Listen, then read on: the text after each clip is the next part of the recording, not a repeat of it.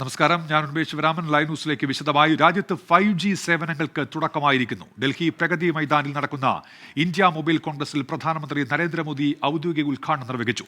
തെരഞ്ഞെടുത്ത 13 നഗരങ്ങളിലാണ് ആദ്യഘട്ടത്തിൽ ഈ സേവനം ലഭ്യമാവുക. കേരളത്തിൽ അടുത്ത വർഷം മുതൽ 5G ലഭ്യമാകും. രാജ്യത്തെ ടെലികോം ചരിത്രത്തിൽ ഇന്നത്തെ ദിവസം തങ്കലിപികളിൽ രേഖപ്പെടുത്തുമെന്ന് മന്ത്രി അശ്വിനി വൈഷ്ണവ് പറഞ്ഞു. ബൽറാം നെടുങ്ങാടി വിശദാംശങ്ങളുമായി ഇപ്പോൾ ഡൽഹിയിൽ നിന്ന് ചേരുന്നുണ്ട്. ബൽറാം, എന്തൊക്കെയാണ് വിവരങ്ങൾ? ഉന്മേഷ്, രാജ്യത്തെ സാങ്കേതിക വിദ്യയുടെ നവയുഗ പിറവിയിലേക്കാണ് പ്രധാനമന്ത്രി നരേന്ദ്രമോദി കൈപിടിച്ച് ഉയർത്തിയിരിക്കുന്നത്.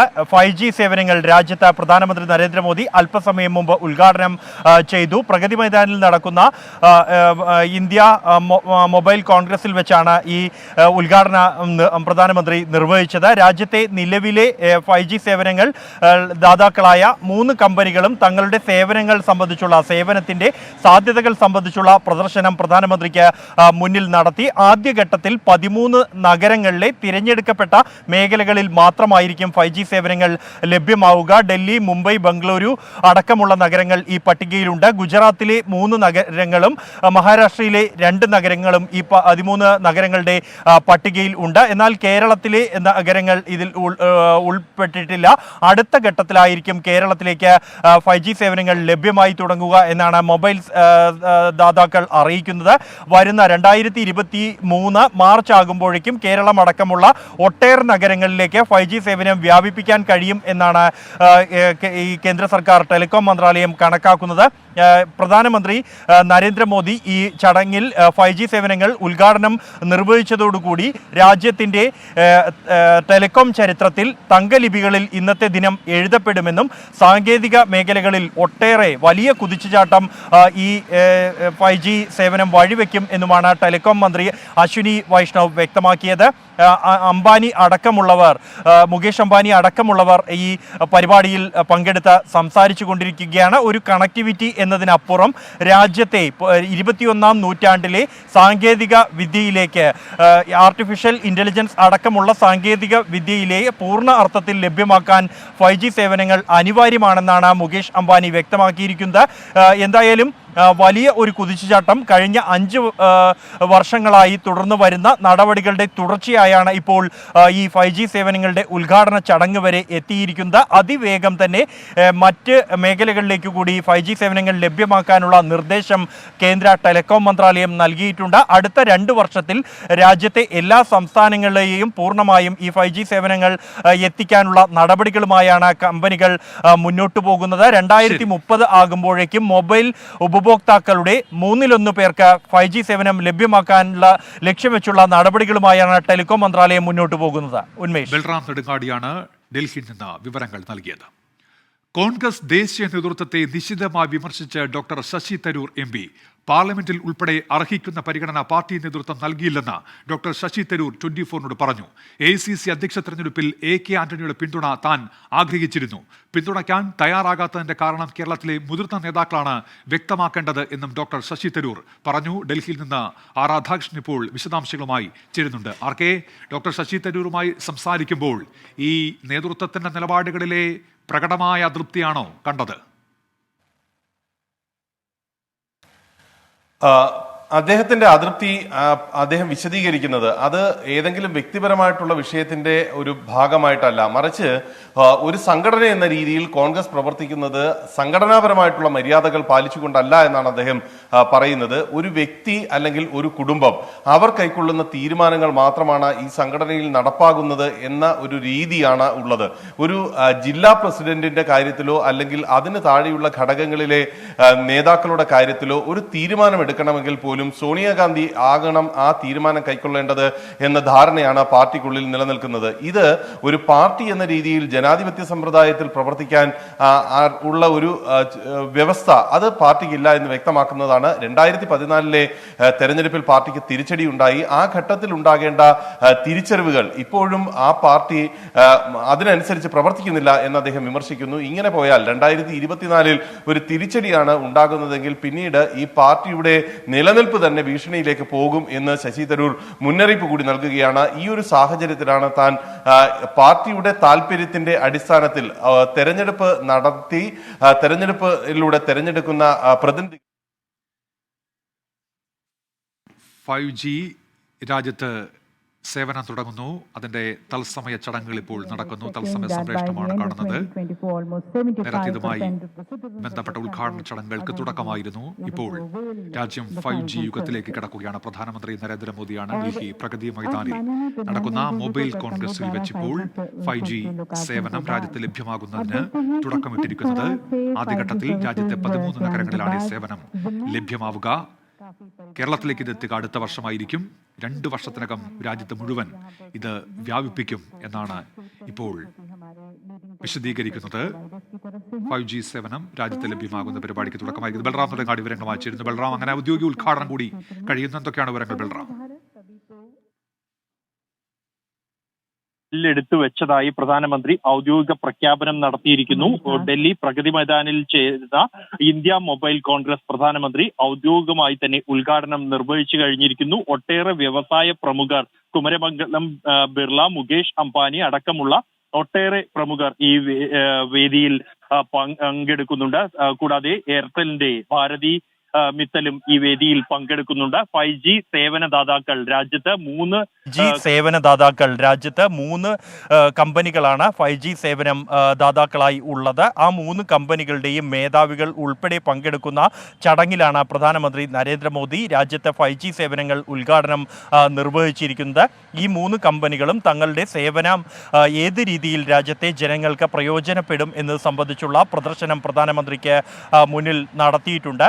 ഗുജറാത്ത് അടക്കമുള്ള 3 സംസ്ഥാനങ്ങളിലെ വിദ്യാർത്ഥികൾ അവർക്ക് ഓൺലൈൻ ക്ലാസ് സംവിധാനം വഴി ടീച്ചറുമായി എങ്ങനെ സംവദിക്കാം ആണ് റിലയൻസ് ജിയോ നടത്തിയ പ്രദർശനം. ഇതുകൂടാതെ സൗരയൂഥം സംബന്ധിച്ചുള്ള ഓഗ്മെന്റഡ് റിയാലിറ്റി ഷോ ആണ് എയർടെൽ അവതരിപ്പിച്ചത്. അതേസമയം ഡൽഹി മെട്രോയിലെ തൊഴിലാളികൾക്ക് ടണൽ നിർമ്മാണത്തിനിടെ സുരക്ഷിതമായി എങ്ങനെ പുറത്തുള്ളവരുമായി ആശയവിനിമയം നടത്താം, അവരുടെ സുരക്ഷ സംബന്ധിച്ചുള്ള കാര്യങ്ങൾക്കായി എങ്ങനെ 5G സേവനം പ്രയോജനപ്പെടുത്താം എന്നതാണ് വോഡാഫോൺ ഐഡിയ കമ്പനി പ്രധാനമന്ത്രിക്ക് മുന്നിൽ പ്രദർശിപ്പിച്ചത്. ഇതുകൂടാതെ രാജ്യത്തെ വിവിധ മൊബൈൽ സാങ്കേതിക വിദ്യാ ദാതാക്കൾ ഇതടക്കമുള്ള സ്റ്റാളുകളാണ് പ്രഗതി മൈതാനിലെ ഈ പ്രദർശനത്തിൽ ഉള്ളത്. ഇതെല്ലാം തന്നെ പ്രധാനമന്ത്രി സന്ദർശിക്കുകയും സാങ്കേതിക വിദ്യ സംബന്ധിച്ച് കാര്യങ്ങൾ മനസ്സിലാക്കുകയും ചെയ്തു.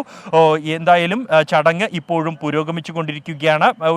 കേവലം ഒരു 5ാം ജനറേഷൻ കണക്ടിവിറ്റി എന്നതിനപ്പുറം 21ാം നൂറ്റാണ്ടിലെ സാങ്കേതിക വിദ്യ ഏത് തരത്തിൽ പൂർണ്ണ സജ്ജമായി ഉപയോഗിക്കാം എന്നത് 5G സംവിധാനത്തിലൂടെ മനസ്സിലാക്കാൻ കഴിയുമെന്നും അല്ലെങ്കിൽ 5Gയിലൂടെ മാത്രമേ അത് പൂർണ്ണ അർത്ഥത്തിൽ ഉപയോഗപ്പെടുത്താൻ കഴിയൂ എന്നുമാണ്. ആർട്ടിഫിഷ്യൽ ഇൻ്റലിജൻസ് അടക്കമുള്ള സാങ്കേതിക വിദ്യകളെ എങ്ങനെ കൃത്യമായി പ്രയോജനപ്പെടുത്താം എന്നുള്ളത് 5G കാണിച്ചു തരും എന്നാണ് മുകേഷ് അംബാനി ഈ ചടങ്ങിൽ പങ്കെടുത്തുകൊണ്ട് വ്യക്തമാക്കിയിരിക്കുന്നത്. ഒരു പുതുയുഗ പിറവി അല്ലെങ്കിൽ സുവർണ ലിപികളിൽ രേഖപ്പെടുത്തുന്ന ദിനമാണ് ഇന്ന് എന്നാണ് കേന്ദ്രമന്ത്രി അശ്വിനി വൈഷ്ണവ്, ടെലികോം മന്ത്രി അശ്വിനി വൈഷ്ണവ് വ്യക്തമാക്കിയത്. ആദ്യഘട്ടത്തിൽ രാജ്യത്തെ 13 നഗരങ്ങളിൽ ഡൽഹി, മുംബൈ, കൊൽക്കത്ത, പൂനെ അടക്കമുള്ള 13 നഗരങ്ങളിലെ തിരഞ്ഞെടുക്കപ്പെട്ട സ്ഥലങ്ങളിൽ മാത്രമായിരിക്കും, ചെറിയ ഒരു പ്രദേശങ്ങളിൽ മാത്രമായിരിക്കും ഇന്ന് ആദ്യഘട്ടത്തിൽ 5G സംവിധാനം ലഭ്യമാകുക. തുടർന്ന് ഘട്ടം ഘട്ടമായി രാജ്യത്തെ മുഴുവൻ മേഖലകളിലേക്കും 5G സംവിധാനം വ്യാപിപ്പിക്കുക എന്നതാണ് കേന്ദ്ര സർക്കാർ ലക്ഷ്യം വെച്ചിരിക്കുന്നത്. എന്തായാലും 2 വർഷം കൊണ്ട് രാജ്യത്തെ എല്ലാ സംസ്ഥാനങ്ങളിലും 5G സേവനം എത്തിക്കും.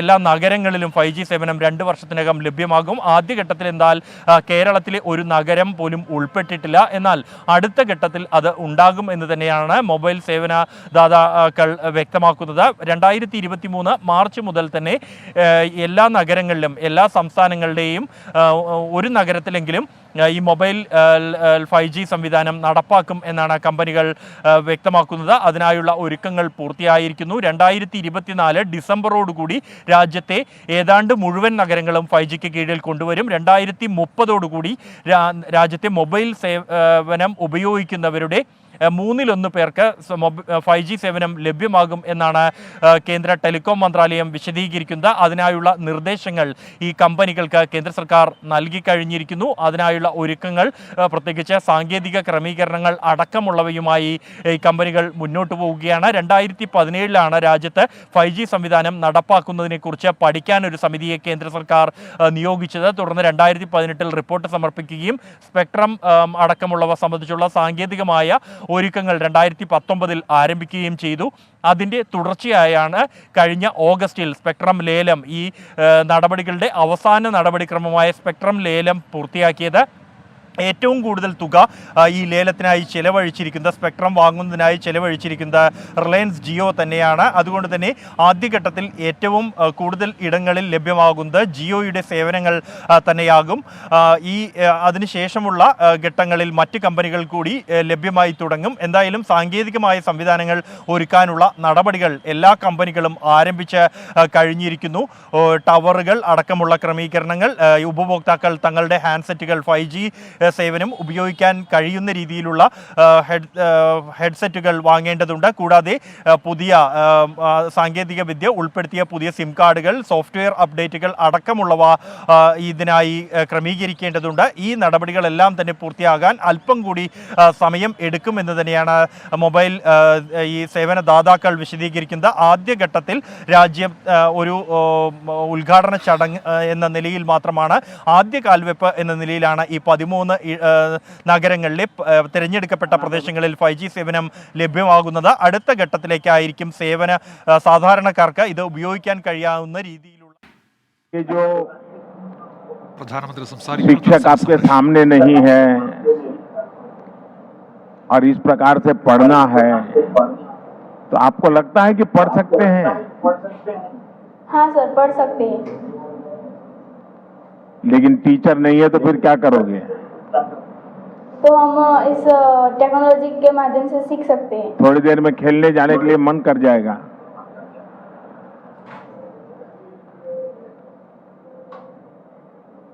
तो ये टेक्नोलॉजी वालों को बीच बीच में कहना पड़ेगा, ध्यान रखो, सामने देखो, बातें मत करो,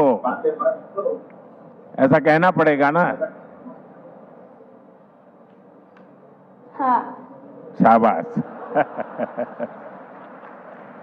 अच्छा, आपको कौन सा सब्जेक्ट पसंद है और आप चाहोगी कि इस प्रकार की टेक्नोलॉजी से वो सब्जेक्ट आपको पढ़ने के लिए मिल जाए?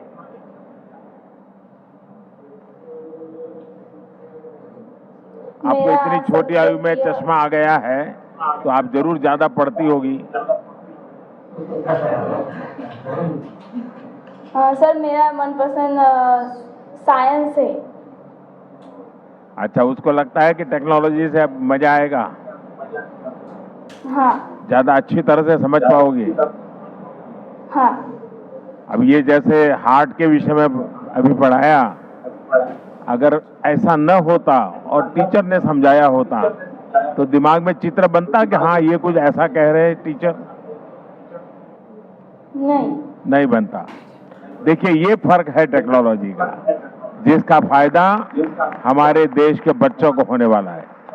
चलिए बच्चों, बहुत बहुत शुभकामनाएं आपको।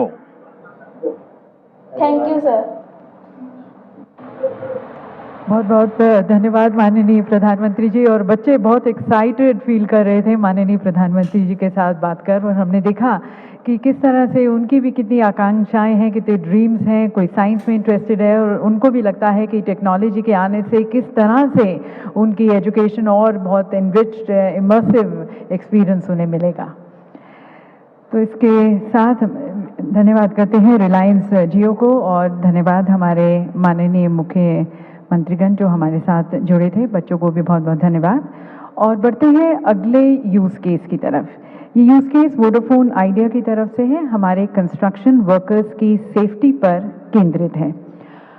देवी सैनिकों, हम सभी जानते हैं कि नए भारत के निर्माण में हमारे कंस्ट्रक्शन वर्कर्स एक बहुत ही महत्वपूर्ण भूमिका निभाते आए हैं, पर साथ साथ उनकी सुरक्षा हमेशा से एक चिंता का विषय भी रहा है। और इसी को एड्रेस करते हुए, मद्देनजर रखते हुए, वोडाफोन आइडिया द्वारा डिजिटल ट्विन बनाकर दिल्ली मेट्रो की एक अंडर कंस्ट्रक्शन टनल में वर्कर्स की सेफ्टी कैसे इंश्योर की जा रही है, यह अब डेमोन्स्ट्रेट किया जाएगा। माननीय प्रधानमंत्री जी 5G द्वारा इस टनल का टूर भी कर पाएंगे और साथ साथ वर्कर्स से संवाद भी करेंगे। तो आइए सबसे पहले इसकी तरफ देखते हैं एक फिल्म। വിദ്യാഭ്യാസ മേഖലയിൽ എങ്ങനെയാണ് ഈ സേവനം പ്രയോജനപ്പെടുത്താമെന്നതാണ് റിലയൻസ് ജിയോയും എയർടെല്ലും കാണിച്ചു കൊടുത്തത് എങ്കിൽ Vodafone idea Delhi metro tunnel നിർമ്മിക്കുന്ന തൊഴിലാളികൾക്ക് അധിക സുരക്ഷ എങ്ങനെ നൽകാം എന്നത് 5G സേവനത്തിലൂടെ ഇപ്പോൾ ഡെമോൺസ്ട്രേറ്റ് ചെയ്യുകയാണ്. അതാണ് ഇപ്പോൾ ഉദ്ഘാടന വേദിയിൽ നടക്കുന്നത്. ബൽറാം തൊടങ്ങാടി ചേരുന്നുണ്ട്. ബൽറാം, ഇപ്പോൾ ഈ സേവനദാതാക്കൾ എങ്ങനെ ഈ 5G സേവനം ഉപയോഗപ്പെടുത്താം എന്നതിന്റെ ഡെമോൺസ്ട്രേഷൻ നടത്തുകയാണല്ലോ. ഇപ്പോൾ വോഡാഫോൺ ഐഡിയയുടെ പ്രദർശനമാണെന്ന് മനസ്സിലാക്കുന്നു. ബൽറാം, തീർച്ചയായും ഈ 3 സേവന കമ്പനികളാണ് ഇന്ത്യയിൽ ആദ്യഘട്ടത്തിൽ ഇപ്പോൾ 5G സേവനം നൽകുന്നത്. അതിൽ ഈ കമ്പനികൾ ഈ 5G സേവനം വരുന്നത് വഴി രാജ്യത്തെ ജനങ്ങളുടെ ജീവിതത്തെ അത് എങ്ങനെ ബാധിക്കും, എന്തെല്ലാം പ്രയോജനങ്ങളാണ് ഇത് മൂലം ഉണ്ടാകുന്നത് ഈ സാങ്കേതിക വിദ്യ കൊണ്ട് എന്ന് പ്രധാനമന്ത്രിക്ക് മുന്നിൽ പ്രദർശിപ്പിക്കുന്നതിനായാണ് പ്രത്യേക പ്രദർശനങ്ങൾ 5G സേവനത്തിൻ്റെ ഉദ്ഘാടനത്തിൻ്റെ ഭാഗമായി അതിനെ ബന്ധപ്പെടുത്തിക്കൊണ്ട് തന്നെ ഉള്ള ഇത്തരത്തിലുള്ള ഒരു പ്രദർശനം ഒരുക്കിയിരിക്കുന്നത്. റിലയൻസ് ജിയോ വിദ്യാഭ്യാസ മേഖലയിൽ അധ്യാപകരും വിദ്യാർത്ഥികളും തമ്മിലുള്ള സംവാദത്തിൽ എങ്ങനെ 5G സേവനം മെച്ചപ്പെട്ട ഒരു സാഹചര്യം ഒരുക്കാൻ കഴിയും എന്നാണ് കാണിച്ചത്. സമാനമായി തന്നെ സൗരയൂഥത്തിലെ ഓഗ്മെന്റഡ് റിയാലിറ്റിയാണ് എയർടെൽ പ്രദർശിപ്പിച്ചത്. അതേസമയം തൊഴിലാളികളുടെ സുരക്ഷയെ സംബന്ധിച്ചിടത്തോളം നിത്യജീവിതത്തിൽ അവരുടെ സുരക്ഷ, പ്രത്യേകിച്ച് ഡൽഹി മെട്രോയുടെ ടണൽ നിർമ്മാണം, ഭൂമിക്കടിയിൽ തുരന്ന് നടത്തുന്ന ടണൽ നിർമ്മാണം ഏറെ ശ്രമകരവും ഏറെ അപകടകരവുമായ ജോലിയാണ്. അതിൽ അവർക്ക് ആ തൊഴിലാളികൾക്ക് സുരക്ഷയൊരുക്കുന്നതിന് 5G സേവനം എങ്ങനെ പ്രയോജനപ്പെടുത്താം എന്നുള്ളതാണ് വോഡാഫോൺ ഐഡിയയുടെ ഈ പ്രദർശനം. എന്തായാലും രാജ്യം ഒരു പുതു യുഗത്തിലേക്ക്, സാങ്കേതിക യുഗത്തിലേക്ക് കാലെടുത്തു വെച്ചിരിക്കുകയാണ് ഇന്നു മുതൽ. ബൽറാം നെടുങ്ങാടിയാണ് വിവരങ്ങൾ നൽകിയത്. 5G സേവനത്തിനാണ് രാജ്യത്ത് ഇപ്പോൾ തുടക്കമായിരിക്കുന്നത്. കോൺഗ്രസ് അധ്യക്ഷ തെരഞ്ഞെടുപ്പിനുള്ള നാമനിർദ്ദേശ പത്രികകളുടെ സൂക്ഷ്മ പരിശോധന ഇന്ന്. ഈ മാസം 8 വരെ പത്രിക പിൻവലിക്കാം. ഹൈക്കമാൻഡ് പിന്തുണയുള്ള മല്ലികാർജ്ജുൻ ഖാർഗെയ്ക്ക് കൂടുതൽ PCCകൾ പിന്തുണ പ്രഖ്യാപിച്ചു. വിശദാംശങ്ങളുമായി നിതിൻ അംബുജൻ ഡൽഹിയിൽ നിന്ന് ചേരുന്നുണ്ട്. നിതിൻ, വിവരങ്ങൾ എന്തൊക്കെയാണ്?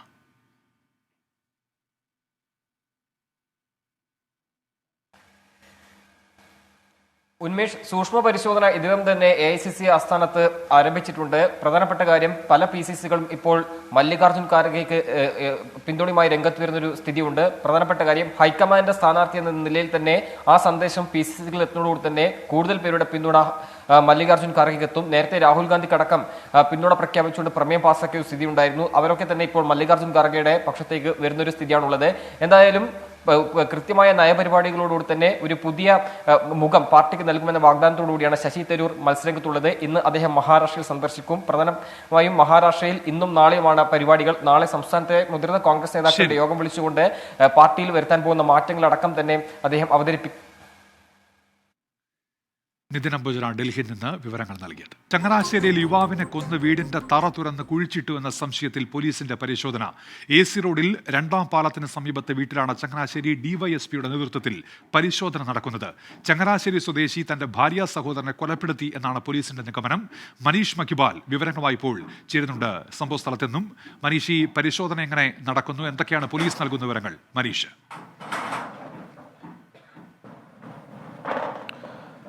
നിലവിൽ ചങ്ങനാശ്ശേരി പൂവത്തുള്ള ഈ വീട് കേന്ദ്രീകരിച്ചുള്ള അന്വേഷണത്തിൽ വീടിൻ്റെ പിൻഭാഗത്തെ ഷെഡിൻ്റെ തറ തുരന്നുള്ള പരിശോധന നിലവിൽ ആരംഭിച്ചിട്ടുണ്ട്.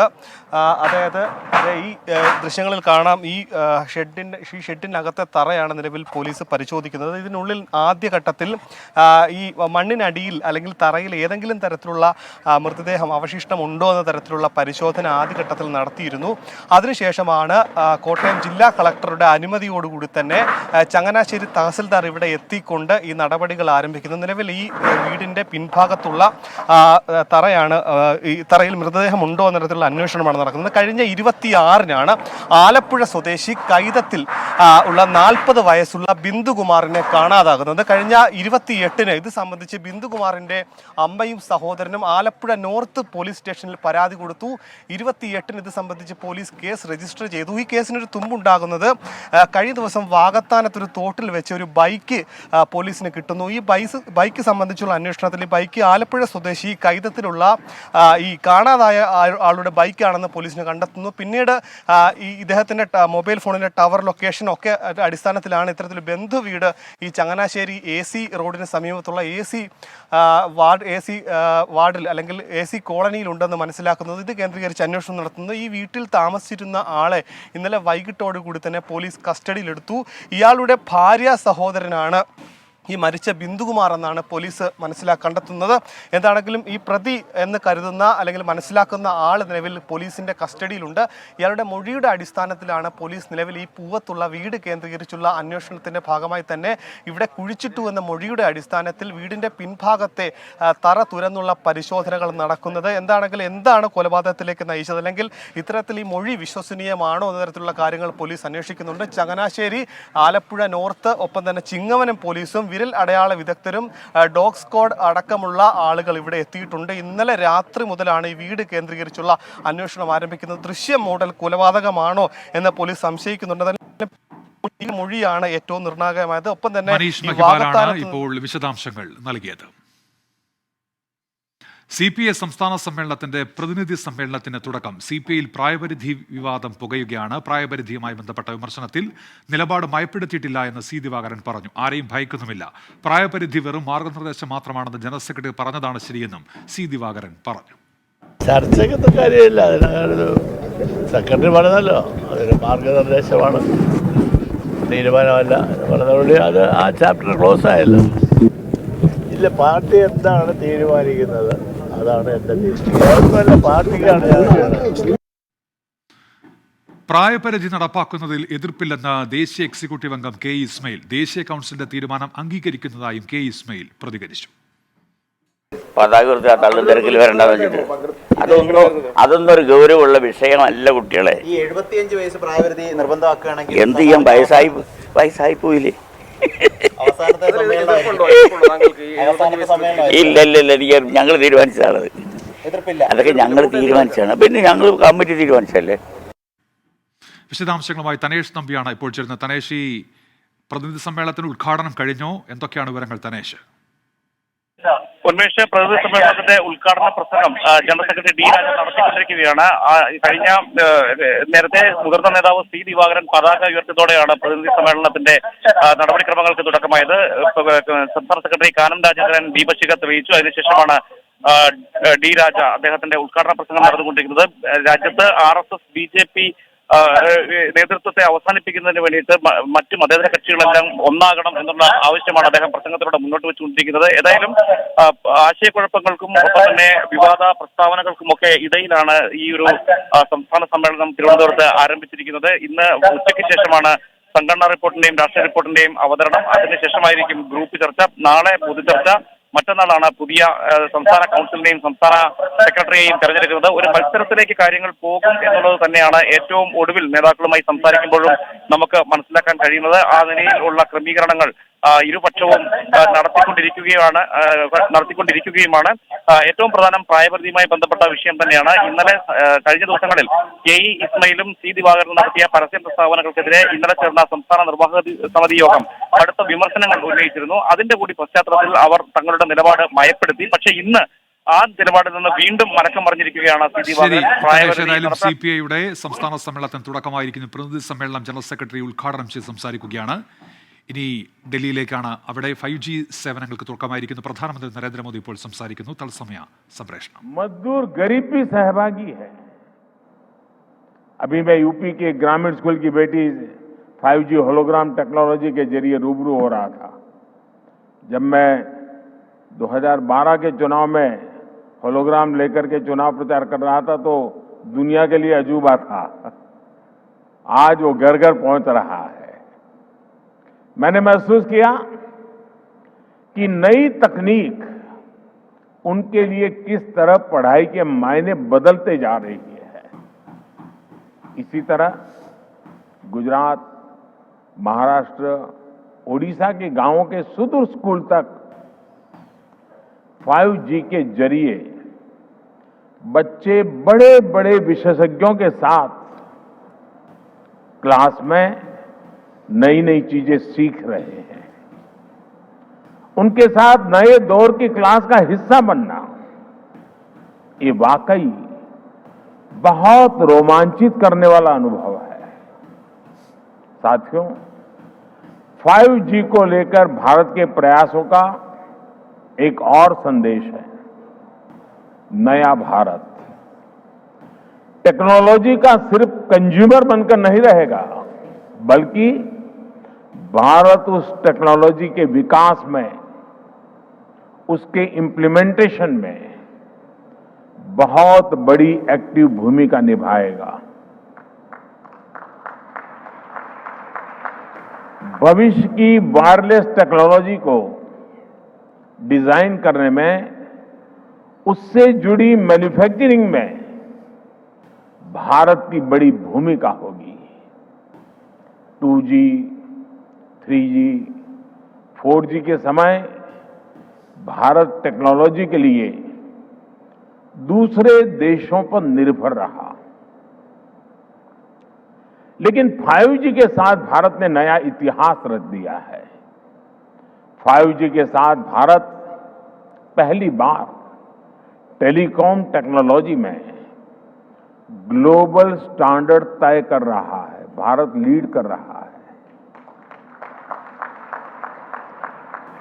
आज इंटरनेट का इस्तेमाल करने वाला हर व्यक्ति इस बात को समझ रहा है कि 5G इंटरनेट का पूरा आर्किटेक्चर बदल कर रख देगा। इसलिए भारत के युवाओं के लिए आज 5G बहुत बड़ी अपॉर्चुनिटी लेकर आया है। मुझे खुशी है कि विकसित भारत का संकल्प लेकर आगे बढ़ रहा हमारा देश दुनिया के अन्य देशों के साथ किस तरह कदम से कदम मिलाकर चल रहा है। ये भारत की बहुत बड़ी सफलता है। डिजिटल इंडिया अभियान की बहुत बड़ी सफलता है।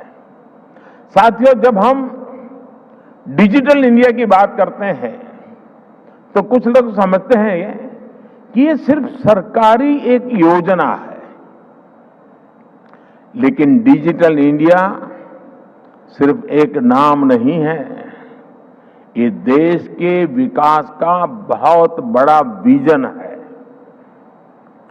इस विजन का लक्ष्य है उस टेक्नोलॉजी को आम लोगों तक पहुंचाना जो लोगों के लिए काम करे और लोगों के साथ जुड़कर काम करे।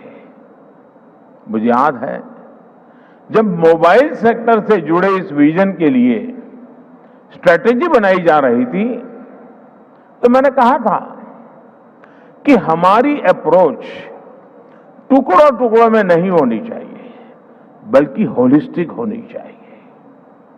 डिजिटल इंडिया की सफलता के लिए जरूरी था कि वो इस सेक्टर के सभी आयामों को एक साथ कवर करे। इसलिए हमने 4 पिलर्स पर और 4 दिशाओं में एक साथ फोकस किया। पहला, डिवाइस की कीमत। दूसरा, डिजिटल कनेक्टिविटी। तीसरा, डेटा की कीमत। चौथा, और जो सबसे जरूरी है, डिजिटल फर्स्ट की सोच। साथियों, जब हम पहले पिलर की बात करते हैं, डिवाइस की कीमत की बात करते हैं, तो एक बात बहुत स्पष्ट है, डिवाइस की कीमत तभी कम हो सकती है जब हम आत्मनिर्भर हो। और आपको याद होगा, बहुत लोगों ने आत्मनिर्भर की मेरी बात की मजाक उड़ाई थी। 2014 तक हम करीब 100% मोबाइल फोन आयात करते थे, विदेशों से इंपोर्ट करते थे।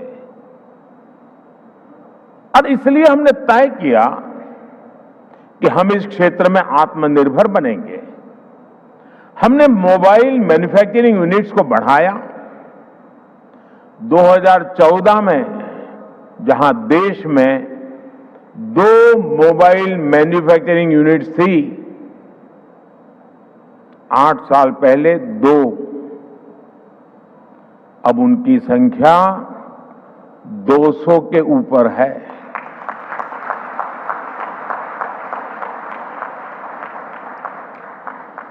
हमने भारत में मोबाइल फोन के उत्पादन को बढ़ाने के लिए इंसेंटिव दिए, प्राइवेट सेक्टर को प्रोत्साहित किया। आज इसी योजना का विस्तार आप पीएलआई स्कीम में भी देख रहे हैं। इन प्रयासों का नतीजा बहुत पॉजिटिव रहा। आज भारत मोबाइल फोन उत्पादन करने में दुनिया में नंबर 2 पर है। इतना ही नहीं, जो कल तक हम मोबाइल इंपोर्ट करते थे, आज हम मोबाइल एक्सपोर्ट कर रहे हैं, दुनिया को बेच रहे हैं।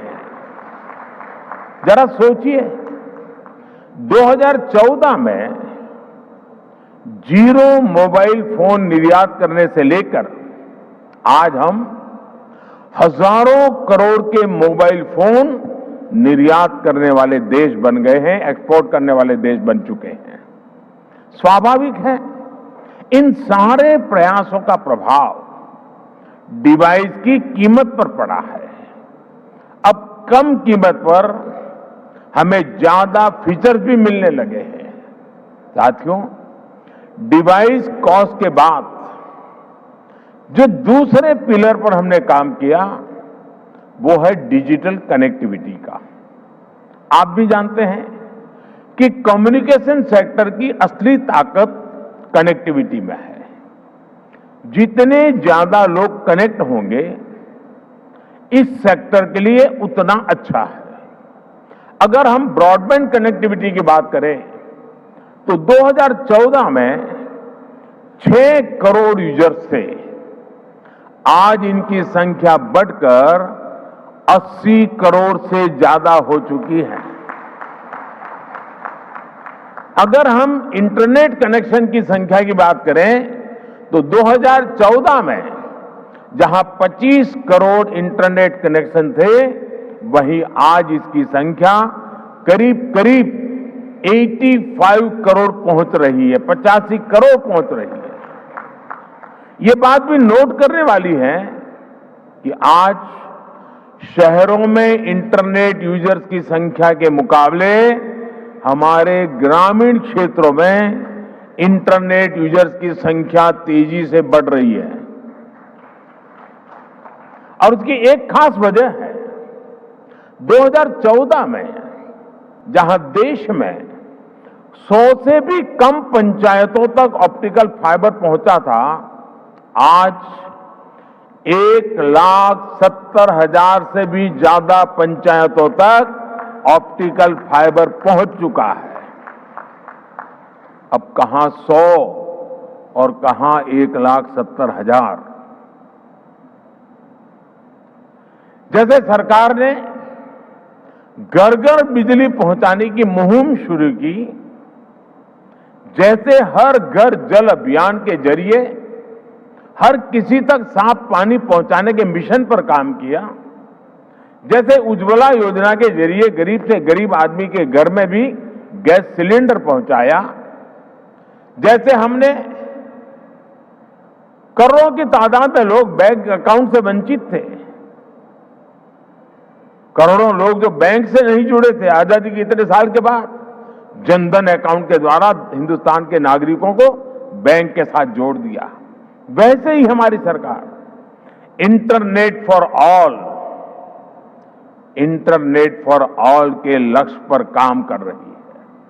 साथियों, डिजिटल कनेक्टिविटी बढ़ने के साथ ही डेटा की कीमत भी उतनी अहम हो जाती है। ये डिजिटल इंडिया का तीसरा पिलर था जिस पर हमने पूरी शक्ति से काम किया। हमने टेलीकॉम सेक्टर के रास्ते में आने वाली तमाम अड़चनों को हटाया। पहले विजन की कमी और पारदर्शिता के अभाव में टेलीकॉम सेक्टर को तमाम मुश्किलों का सामना करना पड़ता था। आप परिचित हैं कि कैसे हमने 4G तकनीक के विस्तार के लिए पॉलिसी सपोर्ट दिया। इससे डेटा की कीमत में भारी कमी आई और देश में डेटा क्रांति का जन्म हुआ। देखते ही देखते ये तीनों फैक्टर, डिवाइस की कीमत, डिजिटल कनेक्टिविटी और डेटा की कीमत, इसका मल्टीप्लायर इफेक्ट हर तरफ नजर आने लगा। लेकिन साथियों, इन सब के साथ एक और महत्वपूर्ण काम हुआ। देश में डिजिटल फर्स्ट की सोच विकसित हुई। एक वक्त था जब बड़े बड़े विद्वान, एलिट क्लास, उसके कुछ मुट्ठी भर लोग, सदन के कुछ भाषण देख लेना, कैसे कैसे भाषण हमारे नेता लोग करते हैं, वे मजाक उड़ाते थे।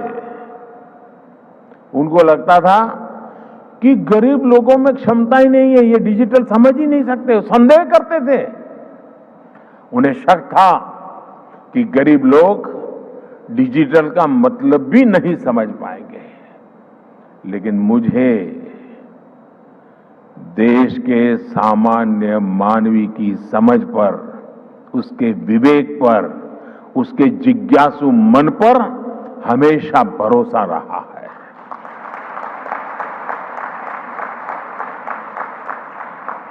मैंने देखा है कि भारत का गरीब से गरीब व्यक्ति भी नई तकनीकों को अपनाने में आगे रहता है।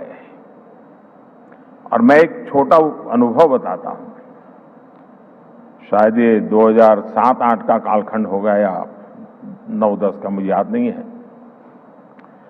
मैं गुजरात में मुख्यमंत्री रहा, लेकिन एक क्षेत्र ऐसा था जहां मैं कभी गया नहीं था और बहुत ही ट्राइबल इलाके में, बहुत ही पिछड़ा।